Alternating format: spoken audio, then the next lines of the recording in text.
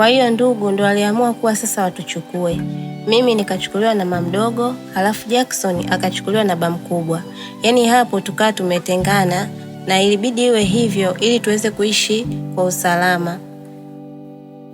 Baada ya miaka 3 kupita, bahati mbaya mama mdogo akaachika. Sijui alikosana nini na mume wake. Mume akaamua kuondoka, akamwacha mama mdogo katika nyumba ya kupanga. Wao walikuwa wamepanga chumba na sebule tu. Kwa hiyo baba mdogo akaondoka. Basi tuliishi maisha magumu sana mimi na mama mdogo. Lakini wao hawakuwa na mtoto. Baada ya maisha kuwa magumu sana, mama mdogo pia akashindwa kulipa kodi ya nyumba. Kwa hiyo tukaondoka tukaenda kukaa kwa babu, ambaye huyo babu ni baba yake mama na ndo huyo baba yake mama mdogo. Maana mamangu mdogo huyo wamezaliwa mama mmoja baba mmoja na mama yangu. Kwa hiyo ndo tukaenda kukaa pale. Na kipindi hicho mimi ndo nimebweteka, sijui kufanya kazi yoyote wala biashara. Nimeshazoea maisha mazuri. Sasa nilikuwa na simu yangu ya smartphone. Hiyo simu nilikuwaga nayo siku nyingi kabla hata mama hajafariki. Mimi nilikuwa na simu na hata mdogo wangu Jackson pia alikuwa na simu. Lakini kipindi hicho cha nyuma tulikuwa hatutumii sana simu kutokana na ubizi wa masomo. Kwa hiyo niseme tu nilikuwa bado ni mshamba na mambo ya mitandao. Sasa baada ya kuhamia hapo kwa babu, ndio nikaanza kasi ya kutumia simu. Unajua pia ukiwa umefika umri fulani kuna mambo yanaongezeka. Sasa mimi ndio nikaanza kuelewa matumizi ya simu. Nikajiunga na mitandao ya kijamii na nikawa natumia sana Facebook, maana kipindi kile Facebook ilikuwa ni bure. Yaani kulikuwa na free Facebook pamoja na Facebook ya malipo.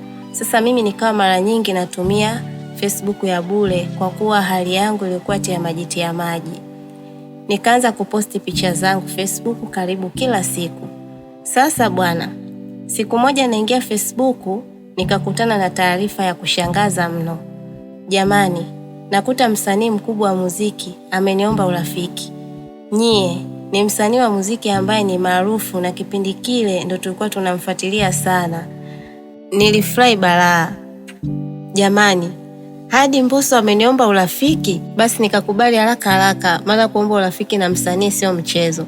Hapo mwenzeni nilikuwa mshamba wa simu balaa. Baada ya kukubali ombi la urafiki, Rihanna nikaanza kukagua profile ya huyo msanii Mbosso. Nikakuta ameposti picha nyingi sana zikimuonyesha akiwa sehemu tofauti ikiwemo studio. Na nikakuta picha zingine akiwa yupo na wasanii wenzake ambao wote ni maarufu. Sasa katika pitapita zangu kwenye kukagua, nikakuta tangazo. Mbosso anahitaji wasanii wachanga, yani kama wewe ni mwimbaji basi anahitaji kukusaidia. Aliandika ujumbe mzuri sana. Na nukuu akisema, kwa sasa mimi ni msanii mkubwa sana hapa nchini. Lakini kabla sijafikia hapa, kuna watu waliona kipaji changu na wakanishika mkono kunisaidia. Ndio sababu nimefika hapa nilipo na leo hii mimi ni maarufu. Basi na mimi sina budi kuwashika mkono wengine ambao wana vipaji na hawajui atatoka vipi. Kama wewe ni mmoja wapo, basi wasiliana na mimi kwa namba zangu. Mbosso aliweka namba zake pale, akasema, nitakusaidia wala usisite kuonyesha kipaji chako. Kwani kipaji chako ndio maisha yako. Timiza ndoto zako kwa kupitia mimi Mbosso. Huo ulikuwa ni ujumbe mzuri kutoka kwa msanii maarufu hapa Tanzania. Ni ujumbe ambao kwa kweli ulinigusa sana. Lakini sasa mimi nilikuwa sijui kuimba. Ila baada ya kuona tangazo hilo na ujumbe huo, jamani nikaguswa. Nikaona hiyo inaweza kuwa fursa kwangu. Maana sina mbele wala nyuma. Kifupi maisha yangu ni tia maji. Na hakuna kazi yoyote ambayo nafanya zaidi ya kukaa nyumbani tu hapo kwa babu na bibi. Asubuhi nasubiri vitafunwa vya kuhesabiwa, mandazi 2 na chai, na mchana nasubiri ugali tembele kwa kuzunguka sinia. Ambapo enzi za uhai wa baba yangu na mama yangu tulikuwa tunakula mboga 7 mezani, tena wala hatushei sahani wala glasi ya maji. Sasa Rihanna nikaona hiyo ndio fursa ya mimi kutoka kimaisha. Lakini je, nifanye nini? Maana Mbosso ametangaza anahitaji watu wenye vipaji vya kuimba. Na mimi kipaji hicho sina, sijui kuimba.